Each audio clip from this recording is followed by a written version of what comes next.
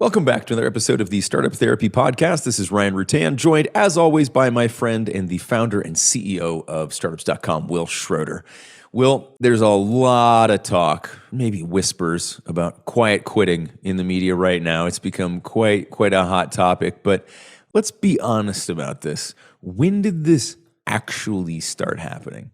Everyone wants to think it started with remote work, and I get it. I would argue, and you tell me, I think it started the moment we gave people an internet connection at the office. Like as soon as they could watch YouTube instead of work, watch Facebook, whatever, it was game over as far as the office is all about productivity. What are your thoughts? Yeah, no, I'd agree. It was a distraction that had no boundaries. Absolutely. There's no limit to it. I tried. I looked for it. I could not find the end of the internet. And that was in 1996 when it was a significantly smaller place.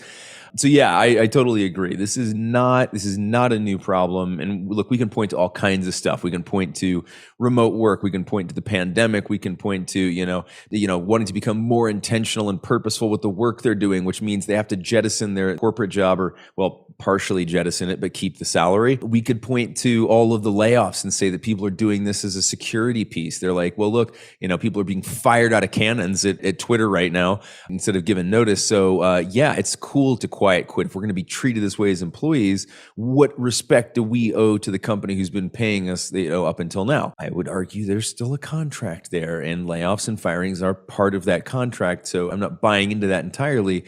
But there's a whole bunch of shit that goes into this. But to your point, this is nothing new, right? This started before you or I could grow beards. Yep. I still can't grow a beard. So for folks that haven't heard of the term or aren't exactly familiar what it is, and it's relatively new when we're recording this, quiet quitting is the idea that I'm still working at my job. I'm still getting paid. That part hasn't changed. Well, I should say, I'm still getting paid. I'm not working at my job anymore. So again, this became more of a thing with remote work because people were saying, well, who's actually working? And some people, it didn't take them long to realize I could sort of just not work and keep getting paid. So much so that it started a whole other part where people started taking other jobs and start working other jobs entirely. Which is insane to me. But could you hang on a second? I gotta take this call. Yeah.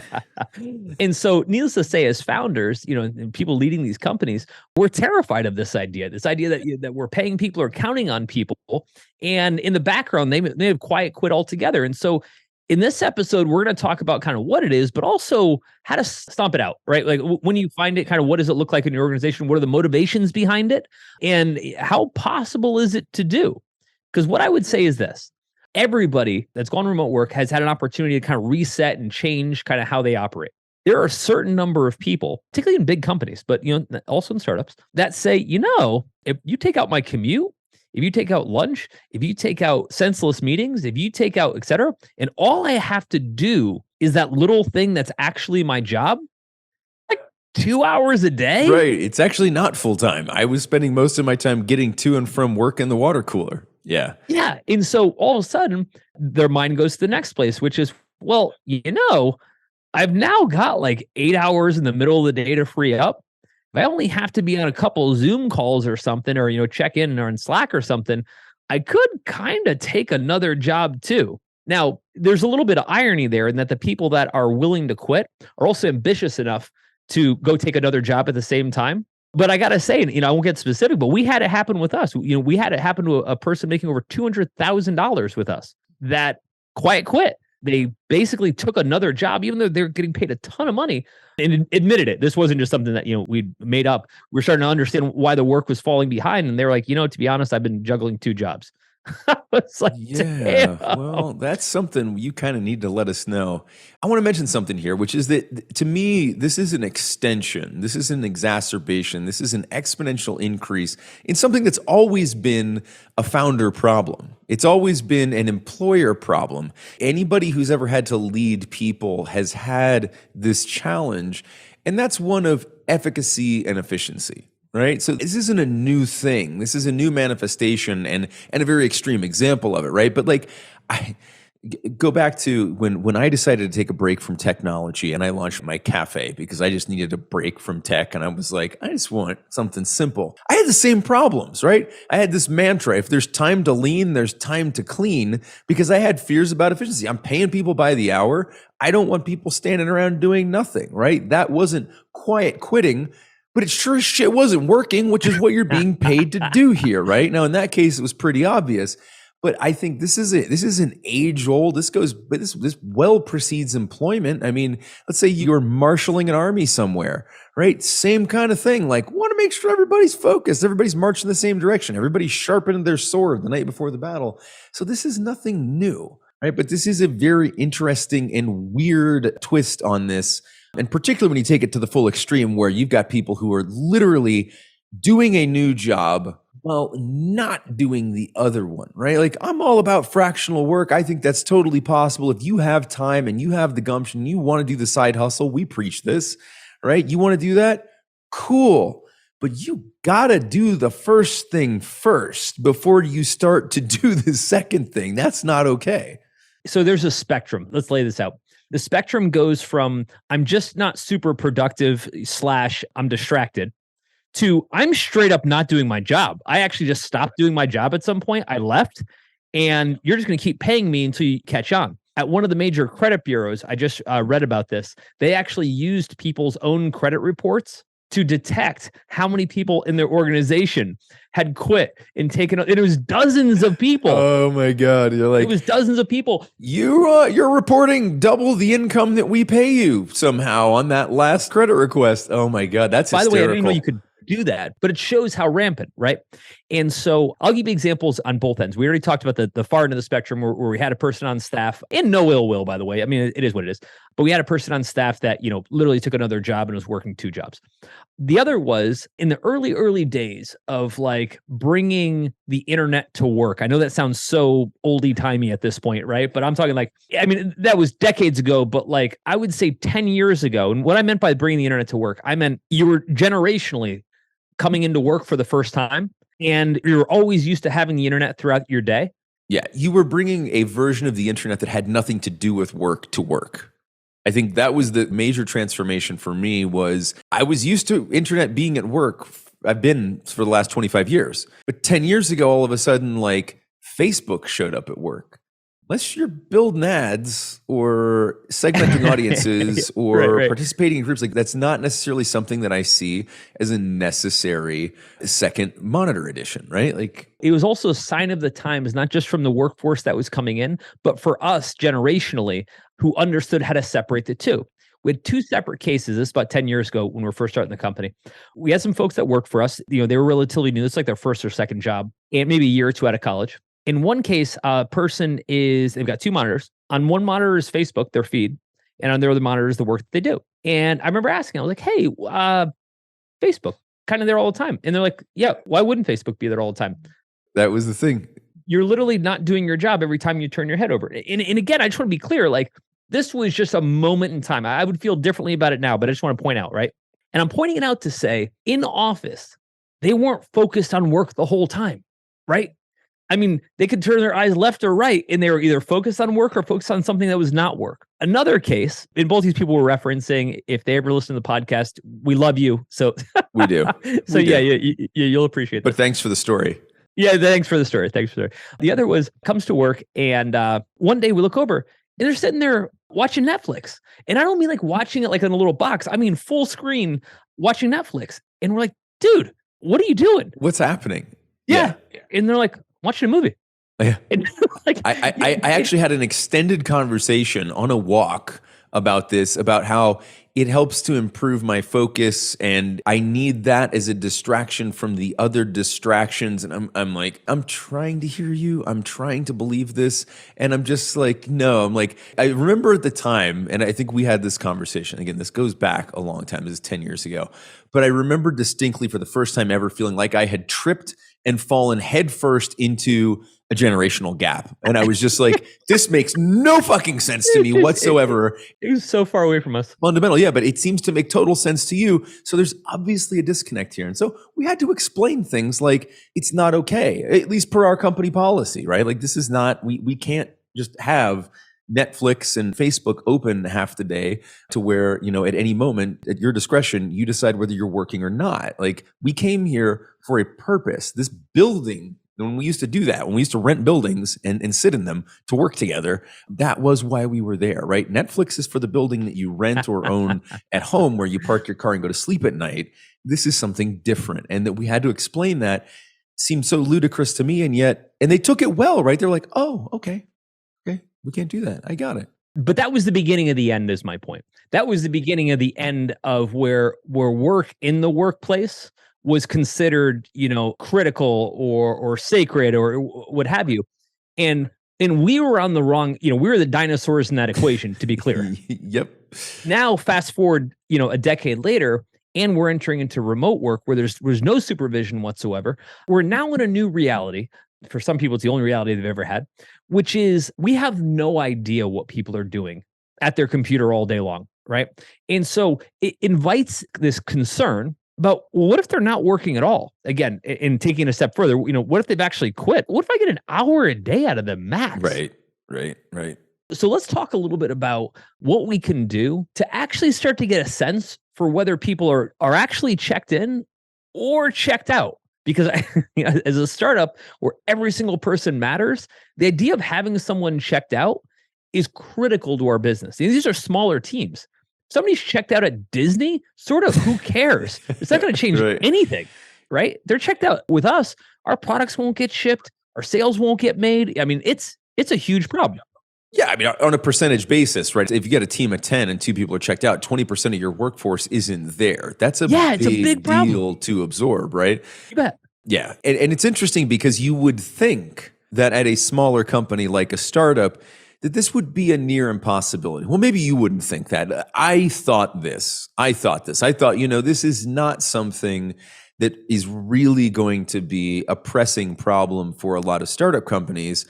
And yet it turns out it was, and maybe for some pretty specific reasons. So I've got a few recent examples of founders I talked to. As this topic started to pop up, I just started to, kind of randomly throw it into conversation. Like, so look, is quiet quitting something that you're worried about? Is something you're facing? They're like, oh my God, like you can't imagine what's going on right now. Like, we've got a team of 15 and 3/4 of them are moonlighting, but during daylight hours, right? And it's a major distraction. And like, part of that is that, we're a startup company. We're paying maybe below market wages. Our benefits aren't the best. There's lots of like these justifications.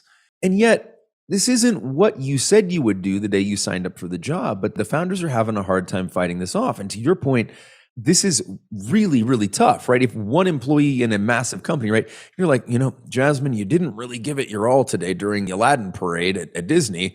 Not a huge deal, right? We can work hard tomorrow.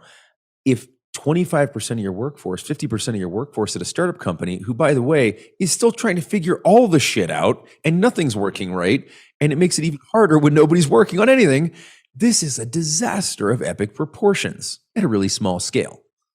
Something that's really funny about everything we talk about here is that none of it is new. Everything you're dealing with right now has been done 1,000 times before you, which means the answer already exists. You may just not know it, but that's okay. That's kind of what we're here to do. We talk about this stuff on the show, but we actually solve these problems all day long at groups.startups.com. So if any of this sounds familiar, stop guessing about what to do. Let us just give you the answers to the test and be done with it. Yeah. So in my eyes, I use the same management technique now that I've always used. And it's kind of this simple. It's simple, but it's so effective. Waterboarding. Waterboarding, yes. The technique is this simple. Good players, people contributing, never shut up about it. Okay. And I don't mean that to be in a negative way. They're never quiet. Right? Now, that doesn't mean that sometimes people don't put their heads down and get some work done. But for a prolonged period of time, people that are really good at what they do or they're contributing hard, don't forget to mention it, right? Whether things are working or aren't, right? Because even if things aren't going well, right, it doesn't mean that, you have to be, you're only sharing success. But if you're sharing nothing, it's a pretty good indication that that's an accurate reflection of what's actually happening in your day, right? Why are you sharing nothing? Nothing's happening. It's always an indication, right? Where there's smoke, there's fire. We talked about this, actually dedicated a whole episode to this. Where there's no smoke, there's nothing. Right? So one of the things I mentioned was years ago, I worked with this huge car dealership franchise network, and I asked them how they managed all their franchises. This is back like in the 2000s. And they said, we walk around. I was like, okay, that's very vague. What do you mean? They said, we go to each dealership and we walk around. We put our finger on the car and we rub it to see if there's dust or, or dirt on the car lot. We look around to see who's standing at each of the different positions the salespeople are supposed to be at versus taking smoke breaks or whatever it is that they do. And that's how we know when things are going right. I'm like, so KPIs, you don't have like, manager reports. Like, well, we have those, but those only tell you so much. It's the details, right, that tell you a lot. This morning, I'm working out with a buddy of mine, another founder, and he had to let someone go. And we were talking through it. And he said the same thing. He's like, you know what? In the last couple of calls, he gets on the call and he's not prepared. I try to message him like a little bit after hours. He's got his notifications turned off. Not the end of the world, but these all start to become these compounding things. One or two you might be able to overlook, but when it's three or four, good people don't have three or four problems. It starts to form a pretty strong pattern. Right. Exactly. Yep. Exactly. As we were working out, I was telling him, I was like, you know what? I know this in sales. We have all of our sales channels, right? And I love our salespeople. So this is no knock against them. Actually, has nothing to do with them specifically. When things are going well, when people are selling like crazy, sales channels are going nuts, right? It's a busy channel. Yeah. Yep. It's a high five fest, right? There's never 15 Slack messages that say, I didn't sell anything. Me neither. And I probably won't tomorrow. And I didn't yesterday either, right? It never happened, right? But when it's tumbleweeds in the Slack channel, I don't even have to look at our numbers. I know exactly we know what's going on. Numbers are, right? Yeah. Like I said, good players and some of this performance, some of this timing, good players are always performing and you can always tell. They're shipping code, right? They're bringing in visitors, they're closing sales, they're completing projects. Like you don't have to wonder when this stuff stops happening.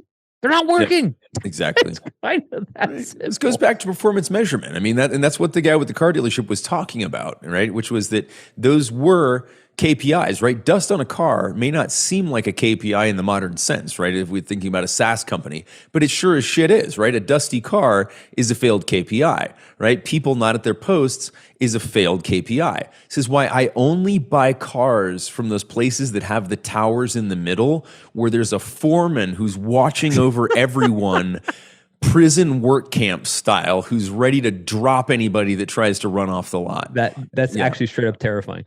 So I think that from my standpoint, I think you've got two ends of the spectrum, Ryan. I think you've got one end of the spectrum, which is just the little things that you see, right? For those of you that use Slack, it's 9:30 or whatever time you start. We start at 9, right? And in their little Slack thing isn't green.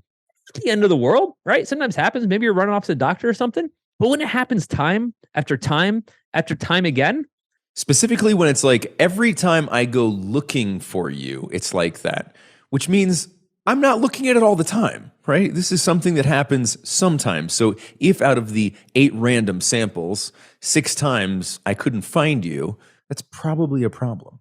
But those are little things. Those aren't KPIs, right? That's just if there's smoke. If there's something a little bit off, when people are on their game, you don't notice those things. When people are engaged, when they're focused, right? You don't notice those things. When you're in, let's say, a Zoom meeting and everybody's in the meeting, people that love what they do probably want to contribute. They probably want to talk about it. They're probably making a joke or engaging in conversation. People that are checked the hell out, they don't do any of that. I love the ones where it's like they actually turn off the camera. Yeah. Oh, dude. When you go to turn off camera, Bill, and sometimes there's good reasons to do it, it's usually indicative. Yeah. When you turn off camera and come back on camera with a bowl of cereal, I'm less pleased about it, right? Like we've had that so many times. And so the way I look at it is, again, it's simple. I look at it and say, okay, there is a pattern of behavior for engagement. There's just a pattern of behavior. And for founders that are listening to this going, now that you mention it, like some of this stuff is starting to kind of add up. When somebody's consistently late for meetings or, no showing, when they're consistently taking like a disproportionate amount of time off, and I'm all for people taking time off, but when people are looking to kind of check out and go do something else, they start taking a lot of time off. Why wouldn't you? Right? Because there's no consequence, right? You start noticing these patterns of behavior that usually indicate that something isn't going right. Conversely, if they're like, dude, I can't find any more hours in the day. I'm so buried right now. Yep. That's usually not part and parcel with quiet quitting. No, unless it's because my other two jobs are taking up so much of my time. I literally have no time left for this. Yeah, but again, that's the extreme case, and I hope it represents the minority. I hope. Two ends of the spectrum. One end of the spectrum we're going to talk about here is just what we said. It's just those little indicators, right? It's the dust on the car that tells you somebody's not washing these things like they're supposed to, right? Now, the other end of it is actual just straight up KPIs, which we haven't talked about, deliberately. But when we talk to a lot of founders, just a lot of organizations, they have what I'm going to call macro KPIs. Here's what the business overall needs to be doing. Here's our site conversion rate. Here's our sales conversion rate, et cetera. Maybe here's some of our shipping timelines, et cetera. What they tend to not be as good at are micro KPIs, right? OKRs, whatever system you're following, where they say, what does this person have to get done by Friday? Every Friday. Right, Ryan, you know I've talked about this endlessly. We track everything as to what do we need to get done by Friday. Why? Because it's a timeline you can't fake. There's very little. It's not like a 20% overrun. Even if there's a 20% overrun on that project, that's a day, right? That's tolerable. We can fix that. We can work around that, right? But when you're looking at timeframes of 3, 4 months, 5 months, 20% of that, it's a lot, right? I would argue that this isn't even about quiet quitting. This is just about good management. However, what I would say is, and actually this is a great example. We write articles behind a lot of this stuff. And when I was writing this article about, should I worry about quiet quitting? What I was trying to do is I was trying to poke holes in our own organization at startups.com to say, here are areas that, we would improve if we could. What was interesting, every single person at our company has a responsibility either to a client directly, which in our case would be a founder, somebody that they need to talk to on a regular basis, a specific deadline within 5 days, or some sort of dollar metric, amount of money they've sold, et cetera. It's really hard. It has been. And the more I thought about it, again, as I kind of analyzed our own business, it's really hard to skate for very long here, partially because we know what to look for, but partially because even if you're working 2 hours a day, if you're hitting your metrics, you're good. Right now, yeah, this is a slippery slope, right? It's a slippery slope there for sure. And so, you could look at that and you could say, well, yeah, but if you ask somebody, let's say on the dev team, and our dev team is great, but ask somebody on our dev team, how long will it take to do something? If they only use essentially a 2 to 3 hour estimate, if they say it's going to take me 8 hours and only takes them 2 hours and you're using those estimates, then how are you going to know? And truth be told, you may not, right? There's a little bit of slop there. But that said, you don't need to be that detailed. You need to be more like, if they said this was going to take a month and really it should be taking a week, we got some issues, right? And so most of the stuff we can put some sort of quantifier to. And for the stuff that we can't, we just got to look for the smoke. You know what I mean? Yeah, you got to look for the smoke. And I think that it's rare anymore that I find things that you really can't quantify in some way, shape, or form, right? At a startup, because there's so many things, because we're in so many binary situations, right? Where it's like it either exists or it doesn't, right? So if it doesn't exist, now it exists. We have it. It was a process we didn't have. Now we have it, right? So many of them are these nascent efforts that are just really easy to track, right? They come into existence. As we move further along, it gets a little bit harder. But kind of to your point, in our organization at least, most of what we do is accountable to someone and highly measurable, right? And we've used examples like sales is the easiest one because it's so measurable. It's purely measurable, right? Like it's literally just a figure. Other things like dev become a little bit harder, but again, it's the feature exists or it doesn't, right? And then you have things that go along with that where you start to pair up metrics, which is, okay, how long did we say it was going to take? How long did it actually take? Yes, it exists now, but it took twice as long. Why? Right? So that we can adjust for that next time and so forth. And so having these management frameworks like KPI, like OKR are super, super important because I think it allows you to get that level of detail further down. Like you said, most companies have these big North Star metrics that they're pointed towards. But the reason that we hit those is by hitting shit tons of tiny little KPIs or OKRs. Right? Or the reason we don't hit them is because we're not, right? And one of the main reasons for that is people being checked out, not engaged, or just not clear on what they're supposed to do. Either way, it's a management problem and it's an efficiency problem. Back to my early point, this has always existed. This is just another reason and an avenue for it to manifest. But the same problems always existed. We have to be good at helping our people do what needs to be done and measure it and understand and track it, right? It's not easy, but it's simple.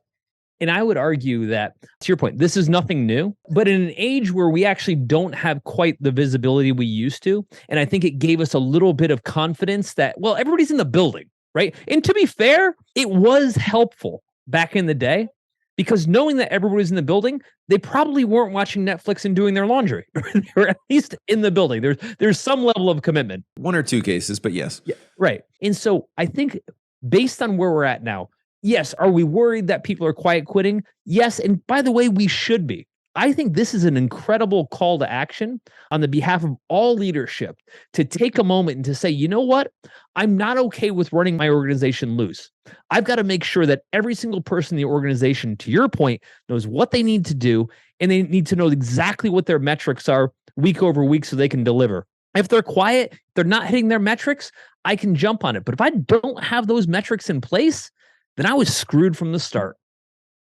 So in addition to all the stuff related to founder groups, you've also got full access to everything on startups.com. That includes all of our education tracks, which will be funding, customer acquisition, even how to manage your monthly financiers. There's so much stuff in there. All of our software, including BizPlan for putting together detailed business plans and financials, LaunchRock for attracting early customers, and of course, Fundable for attracting investment capital. When you log into the startups.com site, you'll find all of these resources available.